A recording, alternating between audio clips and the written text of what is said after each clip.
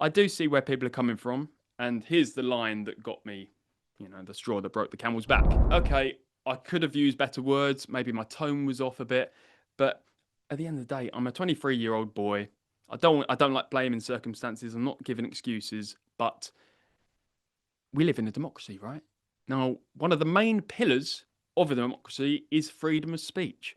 That involves asking questions, even if they are a bit uncomfortable. It's pretty ironic, isn't it?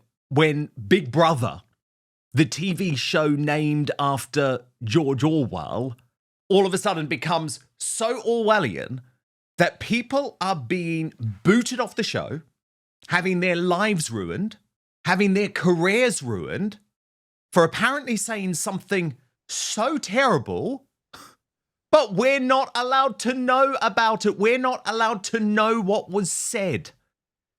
And that is the lunacy that has been faced by this man, George Gilbert, who entered the Big Brother house and immediately became a target, I believe, of the woke broadcaster, of producers, and of his fellow housemates, because, shock horror, he might be a supporter of Nigel Farage. He might like some of the things that Reform UK do. And in the world of television, that basically means you're Adolf Hitler, right? So George was warned numerous times for wrongspeak, but on most of the occasions we had absolutely no idea of what he had actually said. Then, in one of the most farcical pieces of TV I have ever seen, Big Brother packed his suitcase overnight, dragged him out of bed in the early hours of the morning, and said he'd had a conversation about conspiracy theories that was so bad, that he was going to have to leave immediately.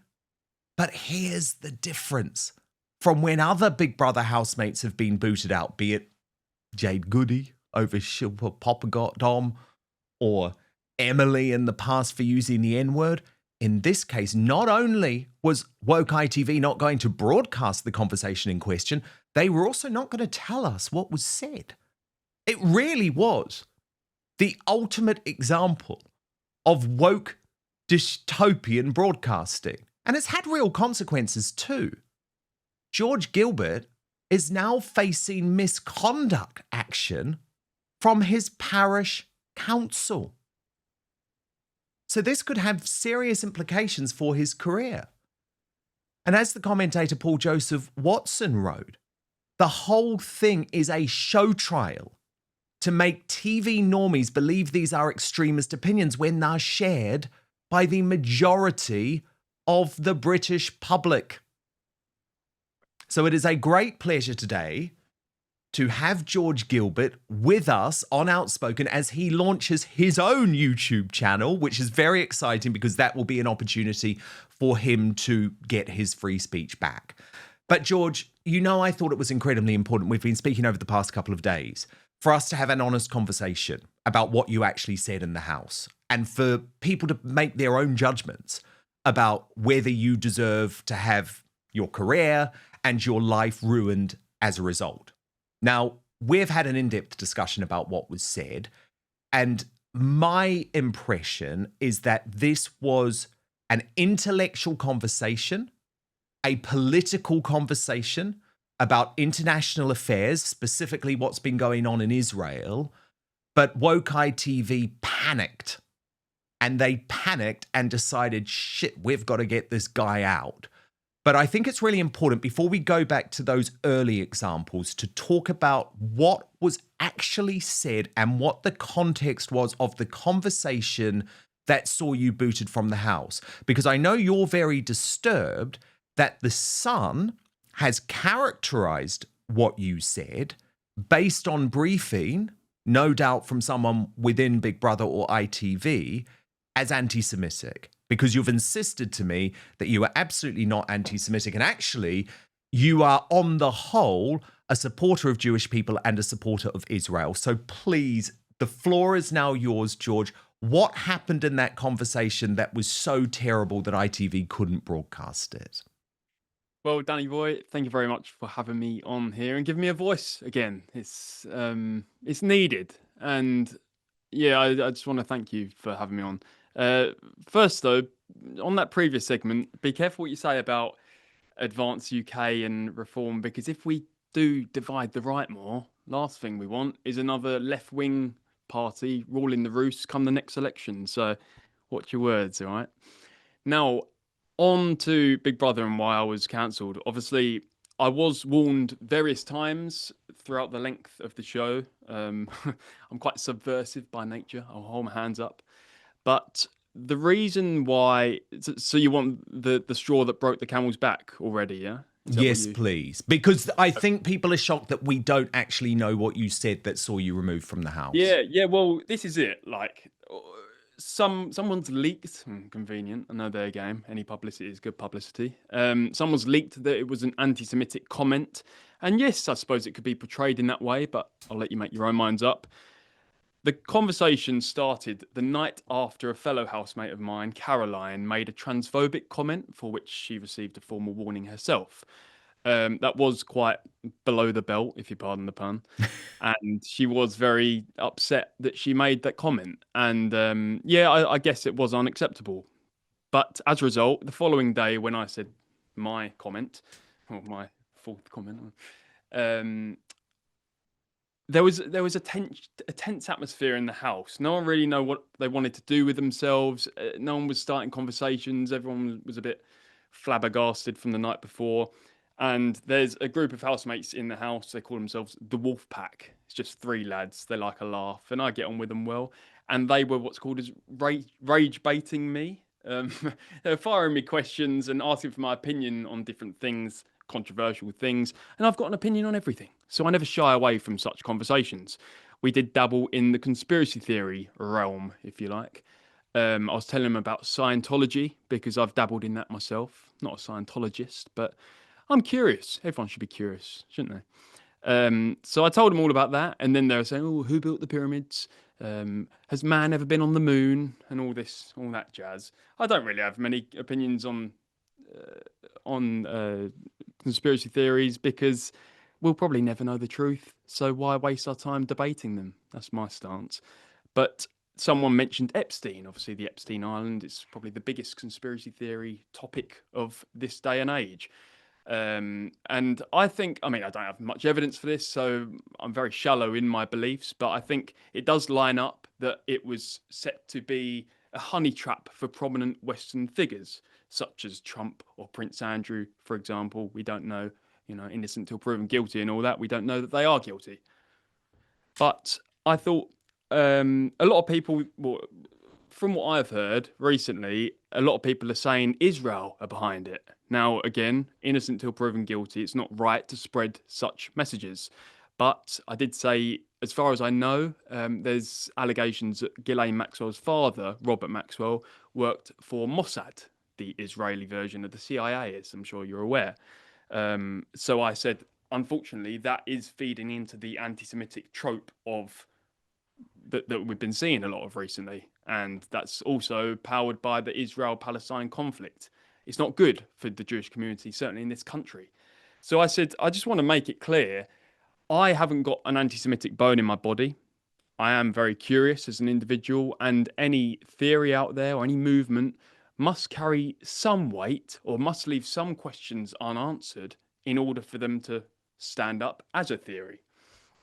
Now, I then went on to say that many Jews in London, for instance, such as you've got big communities in Golders Green, as an example, some of them are fleeing this country because they're facing discrimination to the point where Yes. their stores are being vandalized, they're discriminated against here, there, everywhere. My heart goes out to all of them. And I think it's wrong. We need to stamp it out. And to do that, we need questions answered to root out any of these wrong anti Semitic theories. But I then said, I do I do respect that people are skeptical of, the whole idea that Jews run the world. They're in control of the media. They're in charge of the banks, the money, this and that. I do see where people are coming from. And here's the line that got me, the straw that broke the camel's back. I said, some of the finest minds in human history, such as Cicero to Shakespeare, from Voltaire to Henry Ford, Roald Dahl, some of the most intellectual men ever all held anti-Semitic tropes in their writings. Fact. Don't shoot the messenger. Now, does this mean that it's a case of no smoke without fire? Because, Shakespeare didn't write about Shylock in The Merchant of Venice for a laugh. All of these people are bloody intelligent. So did they have a point? I'm just putting the question out there because I want questions answered so I can fight the right battle and get behind anyone who is defending Jews, and I can hold my own in that argument, because at the moment I can't. There's questions that I feel can be answered. Now, So let's you face it, asked the question, is there no smoke without fire? yes, and that was unacceptable language. And okay, I could have used better words. Maybe my tone was off a bit, but at the end of the day, I'm a 23-year-old boy. I don't like blaming circumstances. I'm not giving excuses, but we live in a democracy, right? Now, one of the main pillars of a democracy is freedom of speech. That involves asking questions, even if they are a bit uncomfortable. Now, I was just asking questions, and the trouble is, I was pulled up on it because a lot of my fellow housemates, once I get going, I'm fired up. There's no stopping me. And it does come across like I'm preaching. And that's what I was caught out for, because I was told that as none of my housemates were given the counter argument or alternate perspectives, it did come across like I was lecturing them, and it didn't give that balanced perspective that the Big Brother brand is looking for. And so Therefore, they claim. therefore, if my fellow housemates were more clued up, I'd probably still be in the house. Well, so that's the irony. That's what I was going to say. So they basically blamed the off-communists, as I called them, that ended my mainstream TV career in the UK, because the off-communists have this rule that there has to be balance at all times. So what Big Brother was saying, if your fellow housemates had come in and said, I think that's a really terrible question, we shouldn't ask this, it would be okay. If you're enjoying what we're doing here on Outspoken, please consider joining our thriving community over on Substack, www.outspoken.live. You can sign up completely for free, but Substack is so important to me. It is a free speech platform. It protects me from big tech cancellation. Plus, you get to communicate directly with me. Head on over www.outspoken.live, enter your email address, and sign up today. Yeah, this is it. I was going full steam ahead and on and on and on. And do you know what, Dan? I think if you got each and every one of them housemates to come in the studio and you asked them, what was George kicked out for? I don't think any of them could have told you, because nothing I said in the moment felt wrong. And that's why I was so surprised to be called in the diary room at the crack of dawn to get booted out, because I was just asking questions, and I do see how I could have worded it better to be a bit more compassionate in what I was saying. But at the end of the day, it's not doing much to help root out anti-Semitism. And you are absolutely clear that you are not anti-Semitic. Your natural proclivities lie with supporting Israel. Correct. And it is all very well me saying that and then saying something that could be deemed as anti-Semitic. I get it. But as I've said, I think the Jewish community integrate into society better than many other religions or belief communities. I think they give back. They build things. They're bloody good with money as well.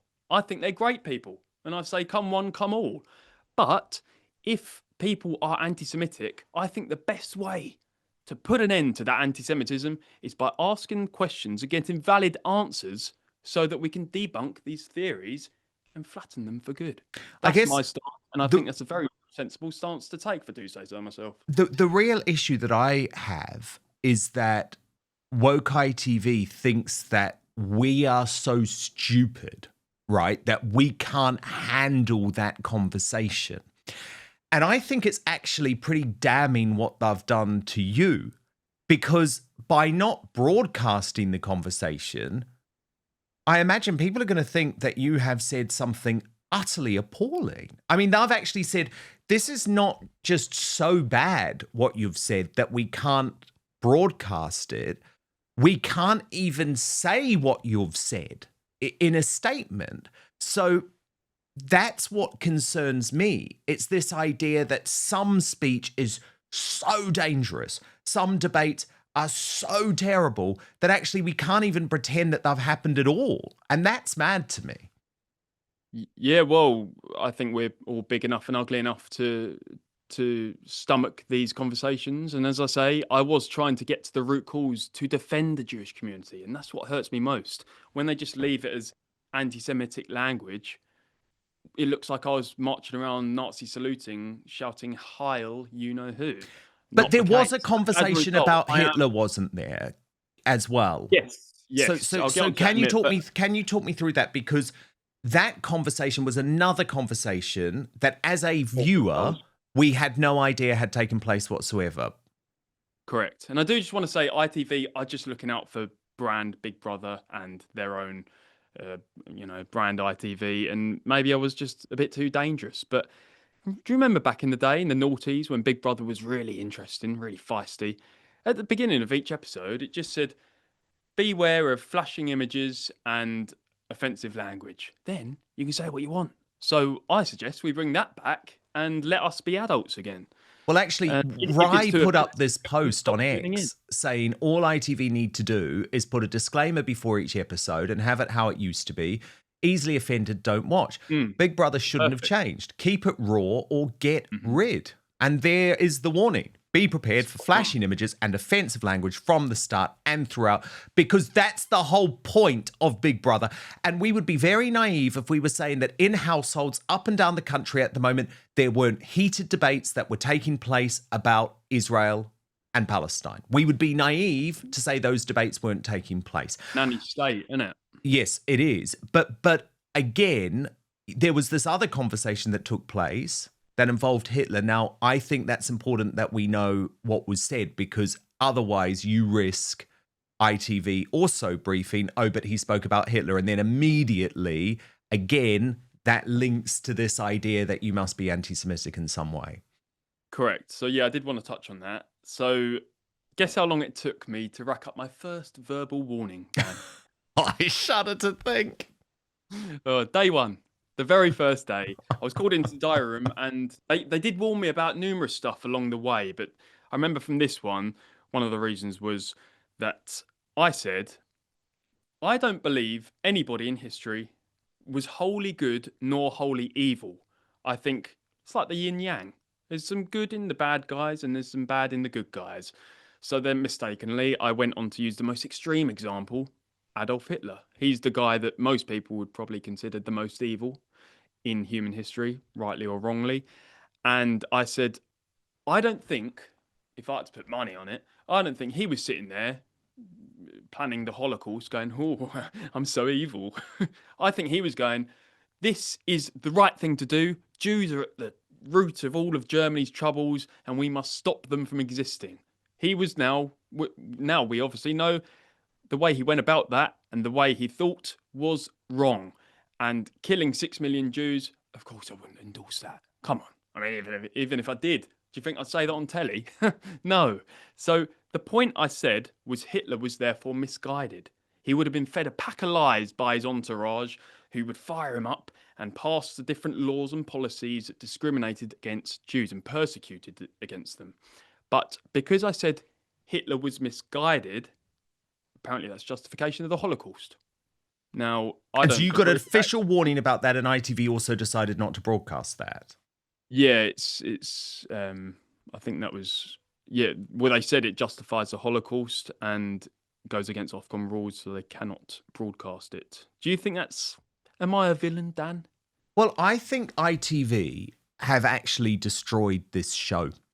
And I really do believe that. And You're not alone in those thoughts, well, no, and by the way, I feel deeply sad about this, because some people who know my background will know I am like a long time Big Brother lover, right? Like Yeah, I always used to yeah. appear on the spin-off shows, even when Russell Brand was hosting. God, do you remember that? What was that called? That was ages ago. You know, so I Showing used to your appear age on now, the Dan. spin-off shows, and then when Ryland Clark was hosting. But as soon as ITV took it on, I was like, this worries me, because ITV is extremely woke. And if you look at what's happened in the House this year, it has absolutely been to demonize anyone with small c conservative views. Emily Hewitson, who's a friend of mine, she was booted within hours. I mean, it was utterly ludicrous. They were trying to make a point. And now we've got this crazy situation where a white dude who said that an aggressive black woman was barking at him has to go through the indignity of being lectured as if he is responsible for all past trauma suffered by said black woman. And that's okay. So I have huge problems with what they've done in the House, but that's why I'm really interested in the mechanisms of what happened here, because what used to happen with Big Brother is that when contestants were naughty or said something bad, we'd know about it. And that's what the show's meant to be, because then we can make our own judgment. I'm not sitting here saying, oh, everything you said I agree with. That's not the point. I need to know what you said so that we can make our own judgments. And it really disturbs me that all of this was going on behind closed doors, because I believe, George, there was actually another warning that you received that did not feature in the show at all. What happened in that case? Well, just back a little. Yeah. A little. I don't think it's ITV. I think they're just a cog in the machine, and this is a sign of the times. It's like we can't, as I say, we can't be adults. We can't make our own judgment of what's right and what's wrong. We all know what's right and wrong. We don't need their supervision like this. I don't think, because it's not just ITV. If the show was still on Channel 5 or Channel 4, as it was back in the day, we'd see the same outcomes. So ITV is a particularly terrible broadcaster. Oh, yeah, no, I've got no loyalties to them. They've sold me down the river. Yeah. No, they'll be more than happy, ruin your life, make everyone think that you're an anti-Semitic monster and you can never be hired again. I don't hold loyalties to them. Don't okay, but so what was the other occasion where you got a warning that we didn't know about? But first, as I've entered my 40s, aging has become ever-present in my life. My body doesn't back up the way it used to, and I've found that it's far easier to get injured when trying to work out, far harder to recover too.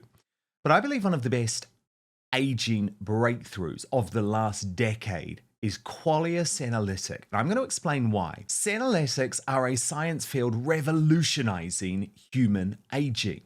A big culprit behind that middle-aged feeling can be so-called zombie cells that linger in your body after their useful function, wasting your energy and resources. Now, those zombie cells can lead to less energy, slower workout recovery, joint discomfort, and basically feeling old. Now, qualia senolytic is a groundbreaking, clinically tested supplement with 9 vegan plant-derived compounds that help your body naturally eliminate these zombie cells, helping you feel years younger in just months.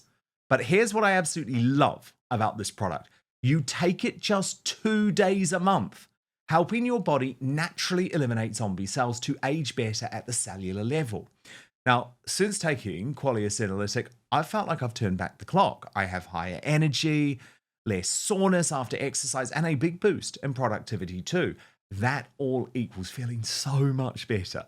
So experience the science of feeling younger by going to qualialife.com/Dan for up to 50% off your purchase. Use the code DAN, that's DAN, for an additional 15%. So that's QUALIA life.com/Dan for an extra 15% off your purchase. Your older self will thank you. And by the way, thanks to Qualia for sponsoring this episode. Now, let's get back to it. Yes, so it took, on day 3, I received this warning. New record, I think. On my mum's birthday as well, so what a way to celebrate. No, this was a formal warning. Again, there was a couple of comments, but one of which, and the most prominent one, was, as someone, I'm sure you've clocked by now, ginger hair, I've got blue eyes, white skin. These are all recessive traits. Now, I was in a conversation, one of the housemates, white guy, Scottish guy, he says he likes Latino women. Fair play, each his own. Now, I said to him, just as a side bit of the conversation, I said, I feel something of an obligation to continue my recessive genes of ginger hair, blue eyes, white skin. Did you know that is the rarest form of human in the world? I'm a rare breed. So I do feel, and everyone's saying to me, oh, redheads are going extinct. Whether there's truth or that in that, who knows? But I do feel like I should try and pass on my genes as a lot of other people do, no matter what colour you are. Now, I said, therefore, if I have a baby with a brown or a black woman, for example, the baby would have brown skin, brown eyes, and brown hair. Some people, whatever floats your boat, each his own. But I said on the end of that, and this is what I got in trouble for, if I did have a baby with someone of a different ethnic makeup, that I'd be betraying my kind in a way. Now, betraying, again, I could have used better words. I hold my hands up, but give a boy a break. They know the point I was making, and I don't think it's that offensive. Would it offend you?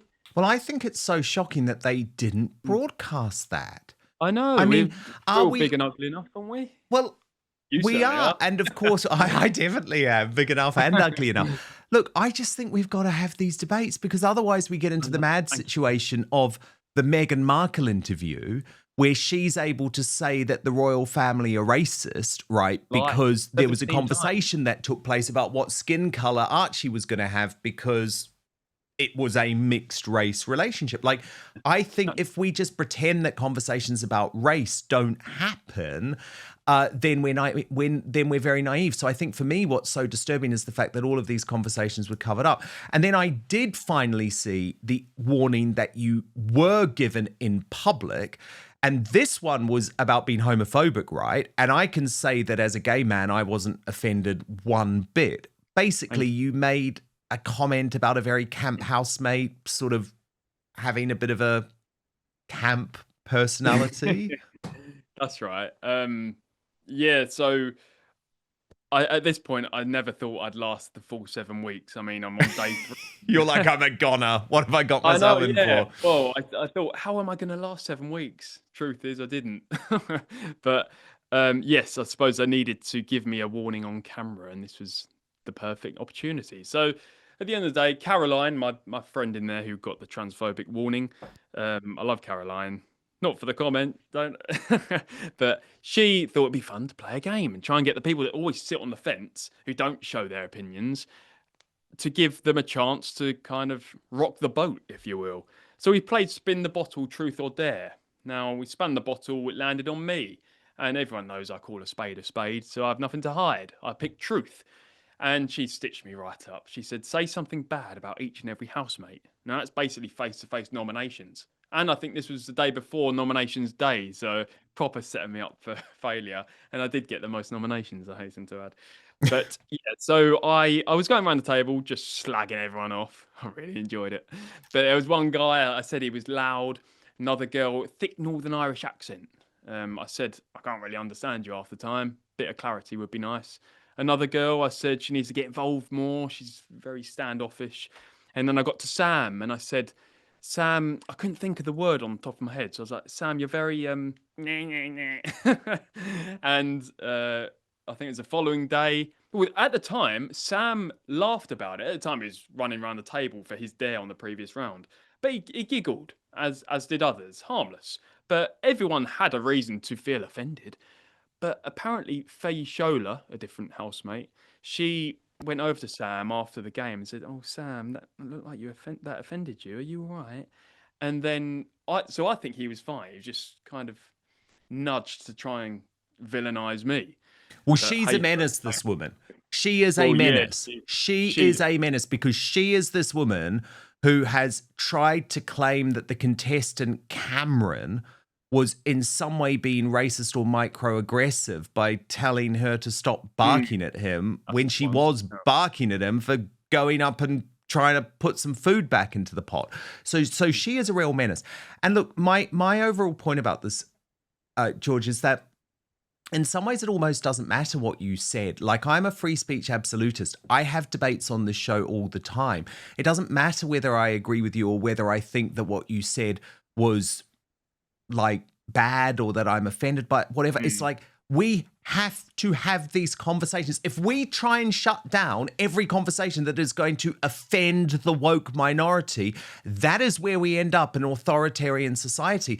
And while some people will say, Dan, why do you care about what's going on in Big Brother? I care because to me, this is a microcosm about what is happening in the wider world when it comes to the control of free speech, the control of our speech, the control of our thoughts, the control of our ideas.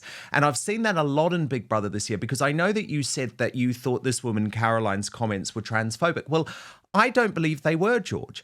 I think what Caroline was doing was stating a biological reality, which is that a woman who has a womb and has a vagina but happens to have cut off their breasts is not able to procreate with another woman. To me, that is a biological fact. It might be an offensive thing to some people to have heard that, but for her to be hauled over the coals and sort of destroyed as a person, as if she'd said something incredibly offensive, that was offensive to me. So again, for me, it's not that I'm standing up for necessarily what you said or even what Caroline said, because maybe some of the things you guys have said are nasty and may have offended some people in that house. My argument is that is the point. These are the conversations that we need to have sometimes. Well, I say it was. The thing is, what's a woman? For me, it's an adult female with XX Yeah. chromosomes. Simple as. Now, That Zila is not is unfortunately not a man. Now that might be an biologically. offensive thing for some people to say. Zila Yeah. is a woman with a womb and with a vagina who has cut off their boobs. Now, again, I'm not trying to upset this Zila person who seems like a very nice character, but I just don't think Caroline should have been given that type of punishment for stating a biological reality, as offensive as it may have All been I to some people. Yeah. All I will say, as I say, you're right. Zila is a nice guy, and he said some of the best chats he's had in the house have been with me, even though we lock horns all the time. We did really get on. All I will say though is, by Big Brother's standards, the language Caroline used was unacceptable and was transphobic, whether you agree or not. And at the end of the day, we are guests in Big Brother's house, so if I was around your house, I'd take my shoes off out of respect for you. When I'm in the Big Brother Yeah. house, I've got to play by their rules. And Well, that's look, I just, don't play the it's pronoun fairly game indecent. anymore. I don't play the pronoun game anymore, and I'll tell you Oh, why. I Because envy I you. think the pronoun game is dangerous. I think it's dangerous, and the pronoun game is what has led to young women being knocked out by male boxers in the ring because we all decided to play the let's be nicey nicey pronoun game. Now, do you know there's a crazy fact? I'm not sure if you're aware of this, George. But do you know, and this was pointed out by Super TV, who said, not so fun fact, George Gilbert is only the second housemate in Big Brother UK history who never entered or exited the house through the front door. The other was Andrew Tate. So does this mean that you're now the new Andrew Tate? With the launch of your YouTube channel, are you trying to go down that route? Are you wanting to be controversial in public? Like, was this just a coincidence, or is it something that you're trying to emulate? Well, if you're asking me, do I want to become a multimillionaire who has all the hot chicks, wives, and all the supercars you could ever dream of? I'll take it. But no, I am subversive by nature. I think with my YouTube channel, I've actually been doing it for some months now, but it's baby steps and all that. It's getting there. And this is going to do a great help. So thank you very much, Dan, for having me on. This George Gilbert is the name of the channel. But what I want to achieve with my YouTube is, my mission is to glorify rural Britain. I think to myself, what binds us together as a nation in this day and age? It's not British values. It's certainly not religion. It's not even language. I think it's Whitechapel Station, where the signage is not just in English, but now in Bengali or Hindi. The only thing that binds us together is currency. Now, if that's not a sign of the times, I don't know what it is. Now, I think the one thing we need to restore is national identity, because we need to recover what it means to be British. We need to revitalise patriotism, be proud to be British. We've given more to the world than any other country, I think. 50% of all inventions in human history have been invented in this country, whether it's transport, the steam engine, music, there's Beatles, there's Bowie, whether it's literature, there's Austen, Shakespeare, the Bronte sisters, whether it's medicine, penicillin, saving millions of lives. We've given the world so much, and we deserve to be patriotic more than any other country. And yet we're the only ones that are not allowed to be by the status quo. So that's my mission. That's what I want to do from this. I'm going to lean into YouTube now, and hopefully spread messages of goodwill. I live out in the sticks, so up to now it's just been about rural Britain, but maybe Vox Populi, Vox Dei, give the people what they want, you know? And at the moment, it seems people want to hear more of what this big gob has to say. So, yeah, I don't plan to be an Andrew Tate figure, but he's certainly done all right for himself. As have you, Dan. You're an inspiration, and thank you so much Oh, for it's giving been me so good to have advice. you, George. Clear, Intel lady, I wanted to show you this because it did really make me laugh. Posted on X. BB UK hit the headlines last week when they removed housemate George for saying words that BB found problematic. The irony of Big Brother literally turning into actual Big Brother was entirely lost on BB, the contestants, fans, and ITV. So I made a dark parody, and I just wanted to show you a little bit of this, George. Go on. 4:16 p.m. Hello, Emma. How are you? Hello, Big Brother. I'm good. How are you? Good. Big Brother has called you in due to concern about the language you used earlier today. At 4:57 p.m, in a conversation with Savannah, you said the following: I miss Steve. I can't wait to see Steve again. When I see Steve, I'm going to give him the biggest hug. I love Steve. Before you entered the Big Brother house, the rules on unacceptable language was explained to you. Steve was Savannah's name before she transitioned, so you repeatedly dead-named her. Do you understand how both your language and behaviour could be offensive to Savannah, your housemates, and the viewing public? Oh my God, I'm so sorry. Steve is my husband. Steve is my husband's name. We've been married for 20 years. I just miss him. I'm so sorry. I am an ally of the LGBT community. Just to correct you again, it's the LGBTQIA plus community. Of course, sorry, the LGBTQIA plus community. Absolutely. I didn't mean any offence. I'm so sorry. Please forgive me. Big Brother takes hate crimes like this very seriously, and language like that is unacceptable. Big Brother has no option but to give you a warning.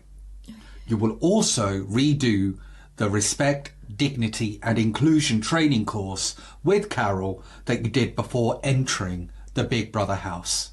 Is that clear? Yes, I'm so sorry.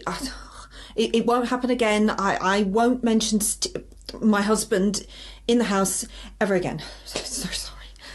Good. You may leave the diary room. Thank you. So sorry.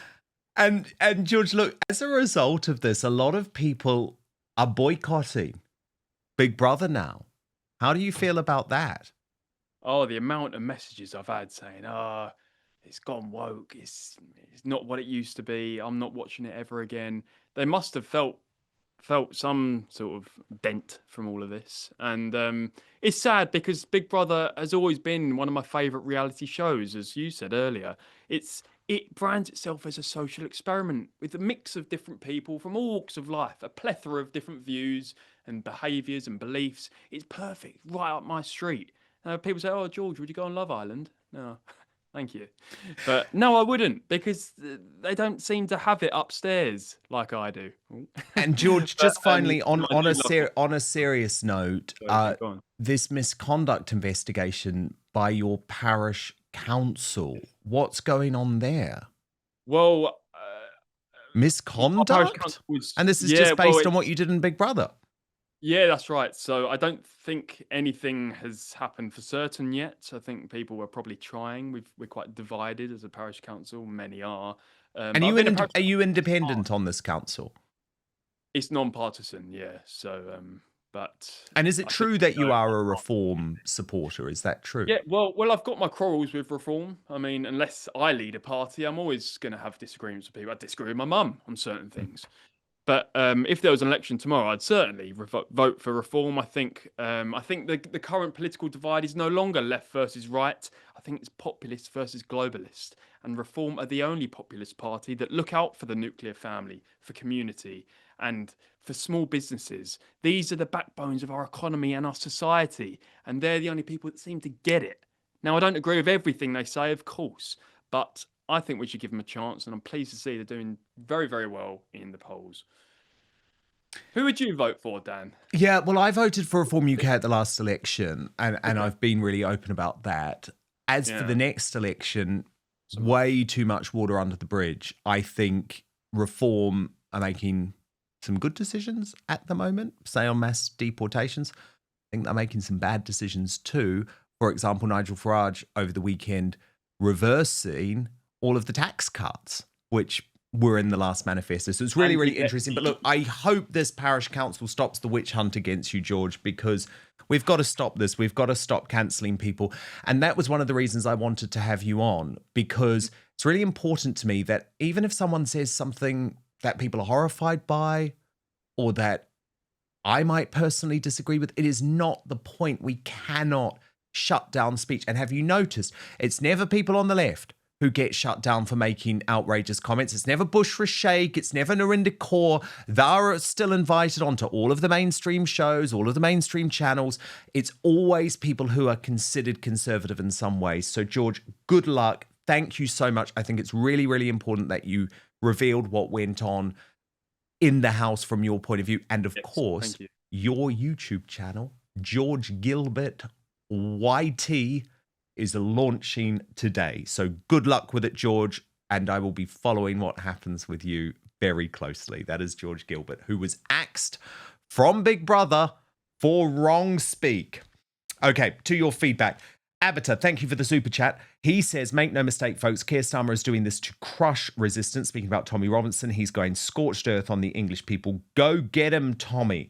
Tony Hancock says, for those of you planning to vote Reform, please have a look at Ben Habib's interviews. He talks a lot of sense. The way they have treated Tommy is disgusting. Good luck, Tommy.